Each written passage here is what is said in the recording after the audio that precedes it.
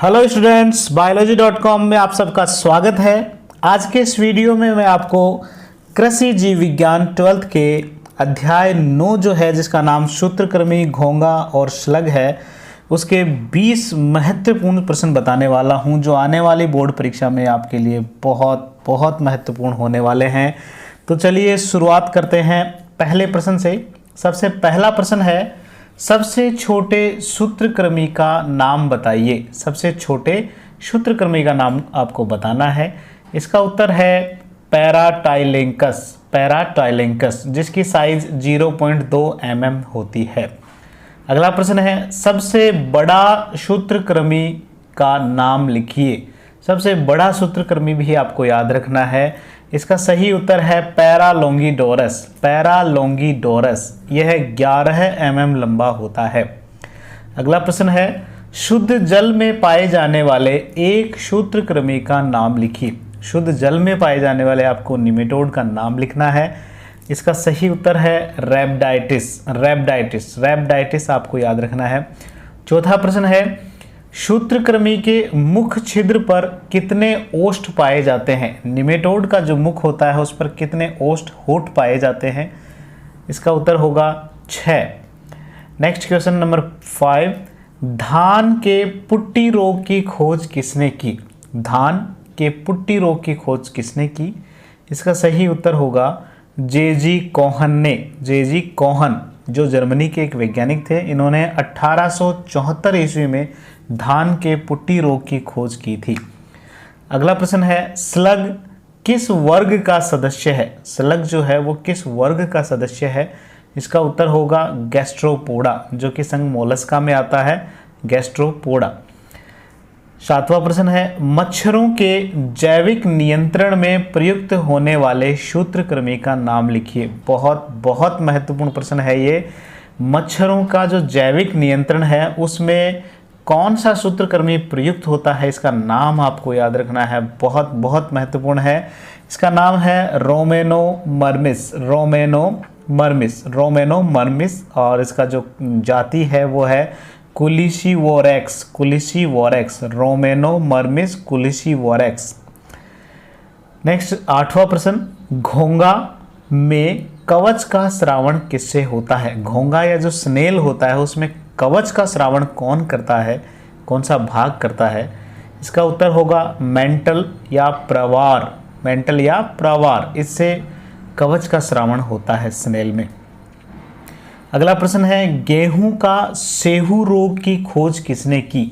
गेहूं का जो सेहू रोग होता है उसकी खोज किसने की। इसका सही उत्तर होगा नीधम ने। नीधम नाम के जो वैज्ञानिक थे, इन्होंने गेहूं के सेहू रोग की खोज की थी। इन्होंने 1743 ईस्वी में इस रोग की खोज की थी। अगला प्रश्न है, भारत में पाई जाने वाली मिलोइडोगाइन की 2 प्रजातियों के नाम लिखिए। आपको ऐसी 2 प्रजातियों के नाम लिखने हैं मिलोइडोगाइन की, जो भारत में पाई जाती है। इसका उत्तर होगा मिलोइडोगाइन इनकॉग्निसा। मिलोइडोगाइन इनकॉग्निसा, और दूसरी प्रजाति है मिलोइडोगाइन जैवेनिका। मिलोइडोगाइन जैवेनिका। नेक्स्ट है 11वां क्वेश्चन, गेहूं का सेहू रोग किससे होता है। आपको बताना है गेहूं का जो सेहू रोग होता है उसका रोग जनक कौन सा है, रोग कारक कौन सा है। इसका उत्तर है एग्विना ट्रिटिसाई। एग्विना ट्रिटिसाई जो है उससे गेहूं का सेहू रोग होता है। क्वेश्चन नंबर 12 है, निमेटोडा शब्द का क्या तात्पर्य है। निमेटोडा जो वर्ड है उसका क्या अर्थ होता है, ये आपको बताना है। तो निमेटोडा जो शब्द है वो एक ग्रीक भाषा जो है उससे लिया गया है। 2 शब्दों से मिलकर ये बना है। ये 2 शब्द हैं, नीमा और ऑइडस। इससे मिलकर बना है निमेटोडा। नीमा का अर्थ होता है धागे समान, धागे जैसा, और ऑइडस यानी होता है का रूप, के जैसा, उसके समान। तो इसका अर्थ जो हुआ, निमेटोडा का जो शाब्दिक अर्थ हुआ वो हुआ धागे समान दिखने वाले जीव, धागे जैसे दिखने वाले जीव। अगला प्रश्न है, पादप परजीवी सूत्रकृमि कितने प्रकार के होते हैं। पादप परजीवी सूत्रकृमि जो है वो 3 प्रकार के होते हैं, बाह्य परजीवी, आंशिक आंतरिक परजीवी और आंतरिक परजीवी। बाह्य परजीवी जो होते हैं उसमें केवल परजीवी का सिर भाग जो है वो पादप के भीतर होता है। आंशिक आंतरिक परजीवी में निमेटोड या सूत्रकृमि का सिर और शरीर का कुछ भाग पादप के भीतर होता है, जबकि आंतरिक परजीवी में संपूर्ण शरीर पादप के भीतर होता है।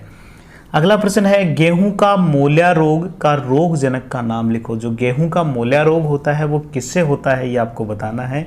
इसका सही उत्तर होगा हेट्रोडेरा एवेनी, हेट्रोडेरा एवेनी या हेट्रोडेरा मेजर। इसकी जाति अलग है, एवेनी और मेजर, ये आपको याद रखना है। वंश हेट्रोडेरा है। अगला प्रश्न है 15वां प्रश्न, प्रपुटी या बरसा क्या है? प्रपुटी या बरसा क्या है? तो देखो, नर सूत्रकृमि जो होता है उसके पूंछ वाले भाग में विशेष प्रकार की संरचना होती है जो मैथुन क्रिया के दौरान मादा को पकड़ने में सहायक होती है। उस संरचना को प्रपुटी या बरसा कहते हैं। नेक्स्ट 16वां प्रश्न, सूत्रकृमियों में उत्सर्जन किससे होता है? उनमें एक्सक्रीशन कैसे होता है? तो सूत्रकृमियों में प्रोटोनेफ्रिडिया या रेनेट कोशिकाओं से और रेनेट कोशिकाओं से उत्सर्जन होता है। प्रोटोनेफ्रिडिया और रेनेट कोशिकाओं से उत्सर्जन होता है। नेक्स्ट 17वां प्रश्न है, सूत्रकृमि में नर जनन तंत्र के विभिन्न अंगों के नाम लिखिए। सूत्रकृमि में नर जनन तंत्र जो है उसके विभिन्न अंगों के नाम आपको लिखने हैं। तो जो नर जनन तंत्र है उसमें मुख्यतः ये भाग होते हैं। पहला गुबर्नेकुलम, दूसरा टेस्टिस वृषण, तीसरा शुक्रवाहिनी वास डिफरेंस, चौथा क्लोएका और पांचवा स्पाइक्यूल्स और छठा प्रपुटी या बर्षा, परपुटी या बर्षा। 18वां प्रश्न है, घोंगे किस प्रकार फसलों को नुकसान पहुंचाते हैं? स्नेल्स जो होते हैं, घोंगे होते हैं, वो कैसे फसलों को नुकसान पहुंचाते हैं? इसका उत्तर है शाक सब्जियों की ये पत्तियों को और तनों को खाकर ये फसलों को नुकसान पहुंचाते हैं। 19वां प्रश्न है, संघ निमेटोडा को कितने वर्गों में बांटा गया है? संघ निमेटोडा को कितने वर्गों में बांटा गया है? तो निमेटोडा के 2 वर्गों में बांटा गया है। निमेटोड्स जो होते हैं उसको 2 वर्गों में बांटा गया है। पहला वर्ग है सीजरनेंसिया और दूसरा वर्ग है एडिनोफोरिया। 20वां प्रश्न और आखिरी प्रश्न, किन्हीं 2 मानव परजीवी सूत्रकृमियों के नाम लिखिए। ऐसे सूत्रकृमि निमेटोड्स के नाम लिखने हैं जो मानव में परजीवी होते हैं, मानव में रोग करते हैं। तो बहुत जाना पहचाने से उत्तर हैं जो आपके लिए मैं लेके आया हूँ। एक आपने नाम सुना होगा एस्केरिस और दूसरा है वूचेरेरिया। एस्केरिस की जाति है लुम्ब्रिकॉइडस, एस्केरिस लुम्ब्रिकॉइडस, और वूचेरेरिया की जाति है ब्रैंकोप्टाई, तो वूचेरेरिया ब्रैंकोप्टाई। तो इस तरह बच्चों आज मैंने आपको अध्याय 9 जो है उसके 20 महत्वपूर्ण प्रश्न दिए हैं जो आपके जितने भी इस बार बोर्ड परीक्षा 2022 में छोटे प्रश्न ज़्यादा रेशियो में हैं, इसलिए मैं ज़्यादा से ज़्यादा आपको 1 नंबर वाले प्रश्न आपको प्रोवाइड कर रहा हूं। इसी तरह आप अपने चैनल से जुड़े रहें और इन प्रश्नों को अपनी नोटबुक में उतारें, याद करें। Best of luck, thank you.